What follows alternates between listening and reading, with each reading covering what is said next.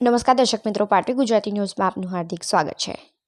આણંદ જિલ્લા ઉમરેઠ ખાતે Lions club Umreth દ્વારા દ્વિતીય રસીકરણ કેમ્પ યોજાયો।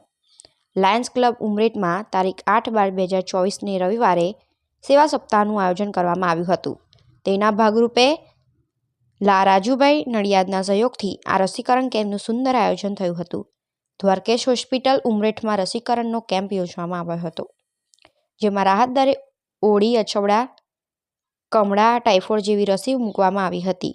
કુલ 38 બાળકો અને વ્યક્તિઓએ લાભ લીધો હતો।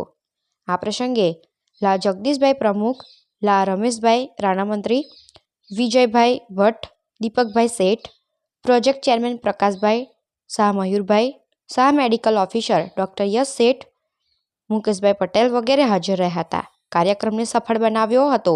કાર્યક્રમને અંતે અલ્પાહાર આપવામાં આવેલો। પાટવી ગુજરાતી ન્યૂઝ ઉમરેઠ તાલુકા રિપોર્ટર રમેશ ચંદ્ર।